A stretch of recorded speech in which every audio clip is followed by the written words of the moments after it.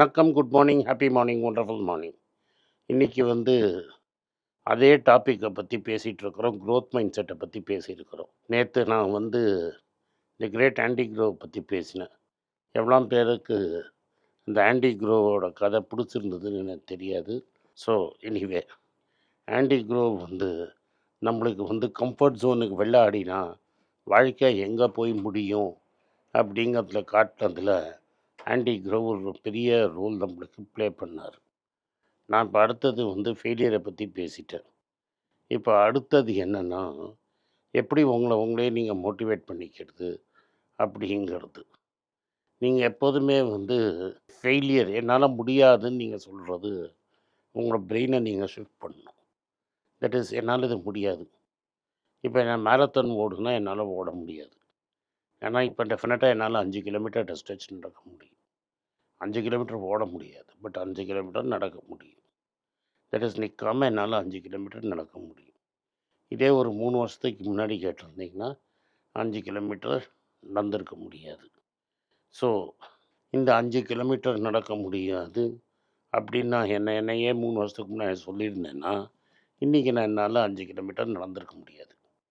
இதுக்கு எப்படி உங்கள் பிரெயினை ஷிஃப்ட் பண்ணணும் அப்படின்னு பார்த்தீங்கன்னா, இன்ஸ்டெட் ஆஃப் சேயிங் என்னால் நீங்கள் 5 கிலோமீட்டர் முடியாது அப்படின்னு சொல்கிறதுக்கு பதிலாக you can say not yet. அதாவது இன்றைக்கி என்னால் 5 கிலோமீட்டர் நடக்க முடியாது, ஆனால் தட் டஸ் நாட் மீன் என்னால் வாழ்க்கையில் 5 கிலோமீட்டர் நடக்கவே முடியாது அப்படின்னு அர்த்தம் கிடையாது. தட் மீன்ஸ் என்னால் நாட் எட் அப்படின்னு நீங்கள் சொன்னீங்கன்னா, இன்னும் அந்த இடத்துக்கு நான் ரீச் ஆகலை, பட் அந்த இடத்துக்கு ஒரு நாளைக்கு நான் ரீச் ஆகிடுவேன் அப்படிங்கிறது உங்களுக்கே சொல்லிக்கிறது. இது ரொம்ப இம்பார்ட்டண்ட்டான விஷயம் சைக்காலஜியில். ஏன் இது இம்பார்ட்டண்ட்னா, உங்களோட பிரெயினில் ஒரு பாயிண்ட்டை ஷிஃப்ட் பண்ணுறது. தட் இஸ், ஃபெயிலியரை அக்செப்ட் பண்ணிக்காமல் அந்த சைடில் வந்து இன்றைக்கி முடியாது, அதனால் எப்போதுமே முடியாதுன்னு அர்த்தம் கிடையாது. என்றைக்கு ஒரு நாளைக்கு இது நிச்சயமாக முடியுங்கிறத நான் சொல்கிறேன். இது வந்து உங்களோட லிமிட்டேஷன்ஸே இன்றைக்கி உங்களுக்கு தெரியுது, but your limitations does not mean it is impossible. இன்றைக்கி இருக்கிற என் லிமிட்டேஷன்ஸில் என்னால் இது பண்ண முடியாது, but there is always a possibility. So இந்த லிமிட்டேஷன் வந்து நோங்கிறத வந்து பாசிபிலிட்டியாக கொண்டு போய் நீங்கள் விற்கிறீங்க. தட் இஸ், இன்றைக்கி முடியல, that is my limitation, but நான் இதை வந்து நாளைக்கு இதை என்னால் பண்ண முடியும் அப்படிங்கிறது வந்து ஒரு mind set shift. That is, நான் அதை கன்சிஸ்டண்ட்டாக போட்டேன்னா என்னால் பண்ண முடியும். நான் இப்போ ஒன்றும் இல்லை, மல்லாக்க படுத்துக்கிட்டு ஒன்றுமே பண்ணாமல் கையை காலை ஆட்டாமல் நான் வந்து படுத்துட்டு இருந்தேன்னு வைங்க, நீரியான மாதிரி, டெஃபினட்டாக என்னால் வந்து 2 வருஷத்தில் இந்த ஸ்டெப் எடுத்துருக்க முடியாது. இப்போ என் கோல் நான் ஷிஃப்ட் பண்ணி திரும்பி ஒரு வாட்டியாவது கிரிவலம் நடக்கணும் அப்படின்னு வச்சுருக்கிறேன். என்றைக்கு நடக்கணும் அப்படிங்கிறத நான் வைக்கல. இந்த பாசிபிலிட்டி இதே 3 வருஷத்துக்கு முன்னாடி கேட்டிருந்தீங்கன்னா, ஒரு வாட்டி நடந்துட்டு இருந்தேன்ப்பா ஒரு காலத்தில், இப்போல்லாம் என்னால் முடியாதுன்னு சொல்லியிருப்பேன். ஆனால் இப்போ நான் என்ன சொல்கிறேன்னா, என்னால் முடியும். என்னால் முடியும்னா என்ன, 3 வாட்டி உக்காந்தேன்னா 14 கிலோமீட்டர்ஸ் நடந்துடும். ரவுண்ட் த கரெக்டாக போனீங்கன்னா 13.5 to 14 கிலோமீட்டர்ஸ் வரும். அதில் இப்போ நான் 3 பிக் பிரேக்ஸ் எடுத்தேன்னா போயிடுவேன்னு நான் நினைக்கிறேன். தட் இஸ், என்ன 5 கிலோமீட்டர் நடக்க முடியும்னா 2 வாட்டி அரை மணி நேரம் உட்காந்தேன்னா, ஆர் 10 நிமிஷம் உட்காந்தேன்னா, இல்லை நடுவில் வந்து 4 பிரேக் 5 பிரேக் எடுத்தேன்னாலும் சோடாக்கு உட்காந்தேன்னா பண்ணிவிடுவேன் அப்படிங்கிற நம்பிக்கை இப்போ வந்திருக்கு. ஆனால் இன்றைக்கி முடியுமானா முடியாது. அதுக்கு இன்னும் ஸ்டாமினா பில்டப் பண்ணணும், ஸ்ட்ரென்த்து பில்டப் பண்ணணும், என்னெல்லாமோ பண்ணணும், முன்னாடி கார் போகணும், 1000 கேஸ் இருக்குது. But one day I can do it அப்படிங்கிற கான்ஃபிடென்ஸ் எனக்கு வந்திருக்கு. திரும்பி விருப்பாட்சி குகை ஏறுவையான்னு கேட்டால் the answer is I do not know. ஆனால் it is not a no, என்னால் முடியாது அப்படின்னு சொல்ல முடியாது, பட் அதுவும் நாட் எட் தான். என்றைக்கா ஒரு நாளைக்கு திரும்பி விருப்பாட்சி குகையை போய் உள்ளே உட்காந்து பார்க்கணும் அப்படின்னு ஒரு ஐடியா இருக்கும். திருவண்ணாமலைக்கு தெரிஞ்சவங்களுக்கு விருப்பாட்சி குகைங்கிறது எவ்வளோ ஸ்டீப் கிளைம்புங்கிறது தெரியும். என் பாடி சைஸுக்கு எவ்வளோ பெரிய கிளைம்புங்கிறதும் உங்களுக்கு தெரியும். பட் டெஃபினட்டாக ஒரு நாளைக்கு டெஃபினட்டாக இந்த 2 கோலையும் நான் ரீச் பண்ணணும் அப்படின்னு நான் வச்சுருக்கிறேன். ஸோ இது என்னது, can I do it today? The answer is no, but that does not mean I will never do it. So நான் என்ன சொன்னேன், இன்றைக்கி என்னால் முடியாது, என்னால் டெஃபினட்டாக ஒரு நாளைக்கு பண்ண முடியும் அப்படிங்கிறத நம்ம சொன்னோம். அடுத்தது ஸ்கந்தாஷ்டமும் 100 கோல். ஸோ இது 3த்தையும் முடித்தோன்னா 2 வாட்டி கிரிவலம் பண்ணி முடித்தாதான் இந்த தைரியமாக விருப்பாட்சி குகை போகணும். விருப்பாட்சி குகை மேலே ஏறி கீழே இறங்கினா தான் ஸ்கந்தாஷ்டம். ஆக்சுவலி ஸ்கந்தாஷ்டம் லோவர் லெவல், ஆனால் மேலே ஏறி திரும்பி அந்த சைடாக இறங்கினா ஸ்கந்தாஷ்டம். ஸோ அது 2த்தையும் ஒரே நாளில் முடிக்க முடியும். இதெல்லாம் நான் முன்னாடியே பண்ணியிருக்கிறது. இதை நான் பண்ணியிருக்கிறேன்னா 22 வருஷத்துக்கு முன்னாடி பண்ணியிருக்கேன். அப்போ அதை ரெகுலராக பண்ணிகிட்ருந்தேன். 2004 கடைசி வாட்டி பண்ணேன். ஏன் எனக்கு 2004 தான் ஞாபகம் இருக்குன்னா, அன்றைக்கி சுனாமி வந்த நாள்.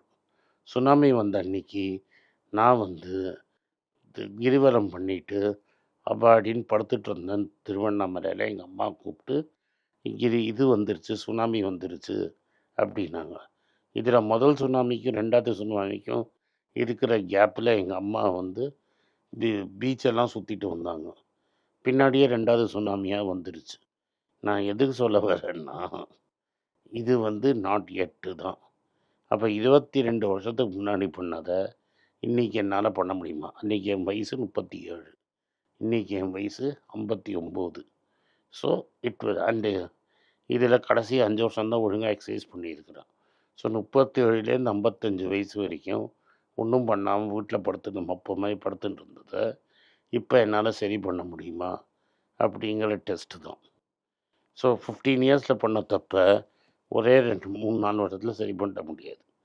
But we are work in progress. But என்னால் 5 கிலோமீட்டர் முடியுமா? முடியாது. பட் இப்போ கிரிவலம் லுக்ஸ் பாசிபிள்.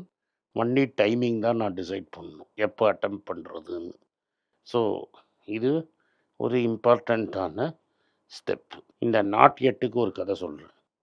எடிசன் ஒருத்தர் தான். அவனால் என்ன தலைகீழ நின்னாலும் அந்த பல்பு பண்ண முடியல. அந்த பல்பு வந்து என்ன மெட்டீரியல் போட்டாலும் ஃபிலமெண்ட் எரிஞ்சிடுச்சு. பயங்கர ஃப்ரஸ்ட்ரேஷன். வேறு யாராக இருந்தாலும் விட்டுருப்பாங்க. அவன் கோட் பட்டனோட விளையாடிட்டு இருந்தான். அப்போ கையிலேருந்து பட்டன் வந்துருச்சு, நூல் வந்தது. ஹேவ் வி ட்ரைட் திஸ் எட் அப்படின்னா. நோ சார் அப்படின்னாங்க. ஒரு நூலை எடுத்து அதை கார்பனைஸ் பண்ணி போட்டாங்க. 40 ஹவர் வேலை செஞ்சுது. அதுதான் எலக்ட்ரிக் லைட்டோட ஸ்டோரி. அன்றைக்கி அவன் எலக்ட்ரிக் லைட் பண்ணியிருக்கேன்னா இன்றைக்கி நம்மளுக்கு நைட் லைஃபே கிடையாது. 6 மணிக்கு எல்லாம் மூடி இருக்கும். கேண்டிலும் கெரசீனம் வச்சு தான் நம்ம டேயே நடந்திருக்கும். நைட் லைஃபுங்கிறது 1910க்கு அப்புறம் தான் வந்தது. 115 வருஷத்துக்கு தான் 6 மணிக்கு மேலே படிக்கிறது, கார்த்தால 3 மணிக்கு வந்து படிக்கிறேன், நைட் ஷோ போகிறது, இது எல்லாமே அந்த கோட் பட்டனில் வந்து அந்த மனுஷன் நாட் எட்டுன்னு சொன்னதுனால வந்தது. ஸோ இது மாதிரி வாழ்க்கையில் உங்களுக்கு என்ன கோல் இருந்தாலும் நீங்கள் வந்து at one stage or the other உங்களால் ரீச் பண்ண முடியும். நீங்கள் வந்து என்னால் முடியாதுன்னு நீங்கள் நினச்சிட்டிங்கன்னா உங்கள் மைண்ட் செட்டை கிவ் அப் பண்ணிட்டீங்க. நீங்கள் கிவ் அப் பண்ணிட்டீங்கன்னா யாருமே உங்களை ஹெல்ப் பண்ண போகிறதில்ல. அதனால் யூ ஆர் நாட் ஃபீலிங். இன்றைக்கி நீங்கள் கணக்கில் கம்மியாக வாங்கினீங்கன்னா உங்களுக்கு கணக்கு புரியலை. உங்களுக்கு முன்னாடி பல லட்சம் பேருக்கும் கணக்கு புரியல. யாராவது ஒருத்தர் உங்களுக்கு உட்காந்து குழந்த மாதிரி சொல்லி கொடுத்தீங்கன்னா கணக்கு பக்காவாக உங்களுக்கு புரியும். ஒன்ஸ் கணக்கு புரிஞ்சிடுச்சுன்னா ரொம்ப ஈஸியாக மார்க் வாங்கிடுவீங்க. ஸோ ஃபெயில் ஆகுதுங்கிறது உங்கள் பிரெயின் தான் சொல்லுது. பட் இப்போ உங்கள் பிரெயினுக்கு நாட் எட்டுங்கிற மருந்தை சொல்லி கொடுத்துட்டிங்கன்னா ஈஸியாக பண்ணிட்டு போயிடுவீங்க. நன்றி, வணக்கம்.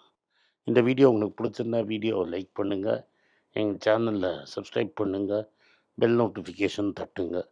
இந்த வீடியோவை முடிஞ்சால் சொந்தக்காரங்களுக்கும் ஃப்ரெண்ட்ஸுக்கும் அனுப்புங்க. நன்றி, வணக்கம். எல்லாருக்கும் வணக்கம். எல்லாருக்கும் ஒரு இம்பார்ட்டண்ட் அறிவிப்பு. நான் யார்ட்டையுமே பணம் வாங்குறது கிடையாது. நான் யாரையும் டைரெக்டாக கன்சல்ட் பண்ணுறது கிடையாது. என் பேரை சொல்லி நிறைய ஸ்கேம் நடக்குது. டெலிகிராம் குரூப், வாட்ஸ்அப் குரூப்னு. எனக்கு இருக்கிற வாட்ஸ்அப் குரூப்லாம் சும்மா இன்ஃபர்மேஷனுக்கு மட்டும்தான். நான் செபி ரிஜிஸ்டர்ட் அட்வைசர் கிடையாது. நான் சேனல் நடத்துறது எஜுகேஷன் பர்பஸ். அதில் ப்ரைஸே பேச மாட்டேன். இதை வாங்கு அதை வித்துருன்னு சொல்லவும் மாட்டேன். என் பேரை சொல்லி பண்ணுறாங்கன்னா ஏமாந்துடாதீங்க. நன்றி, வணக்கம். எல்லாருக்கும் வணக்கம். குழந்தைங்களுக்காக ஃபைனான்ஷியல் லிட்ரஸி மணி ஃபார் நத்திங்னு 2வது பார்ட். அண்ட் இதில் வந்து செக் எழுதுறது எப்படி, டெபாசிட் எழுதுறது எப்படி, பணம் எப்படி வந்தது, பார்ட்டர்லேருந்து டிமானிட்டைசேஷன் வரைக்கும் எல்லாத்தையும் கவர் பண்ணியிருக்கோம். உங்கள் குழந்தைங்க அப் டு ஏஜ் 10-12க்கு ரொம்ப யூஸ்ஃபுல்லாக இருக்கும். இந்த புக் இப்போதைக்கு ஒரு ஸ்பெஷல் ப்ரைஸில் 450 ரூபாய்க்கு கொடுக்குறோம். இதை யூஸ் பண்ணிக்கோங்க. நன்றி, வணக்கம். moneypage.com வெப்சைட்டை சப்ஸ்கிரைப் பண்ணுங்கள். ஒரு வாரத்துக்கு 4 ப்ரீமியம் ஆர்டிக்கலும் ஃப்ரீ ஆர்டிகல்ஸ் ஒரு 10லேருந்து 15 நாங்கள் போடுறோம். இது சப்ஸ்கிரிப்ஷன் ஒரு மாதத்துக்கு 99 ரூபா தான். இங்கே சொல்கிற கான்செப்ட்ஸை கிரேட்டாக எக்ஸ்பேண்ட் பண்ணி போடுறோம். நீங்கள் படிச்சிங்கன்னா உங்களுக்கு யூஸ்ஃபுல்லாக இருக்கும். நன்றி, வணக்கம். வணக்கம். குழந்தைங்களுக்காக ஒரு புஸ்தகம் லான்ச் பண்ணோம். அது ரொம்ப சக்ஸஸ்ஃபுல்லாக இருக்குது. யாருக்கெல்லாம் அந்த புஸ்தகம் போகணுமோ எங்கள் டீமுக்கு கான்டாக்ட் பண்ணுங்கள். கீழே இருக்கிற நம்பர்லேயும் வெப்சைட்லேயும் கான்டாக்ட் பண்ணிங்கன்னா உங்களுக்கு அந்த புஸ்தகத்தை நீங்கள் வாங்கிக்கலாம். மற்ற எங்கள் புஸ்தகமும் அவைலபிள். எங்கள் வெப்சைட் மூலமாகவும் வாங்கலாம். கீழே இருக்கிற வாட்ஸ்அப் நம்பர்லேயும் மெசேஜ் அனுப்பலாம். நன்றி, வணக்கம்.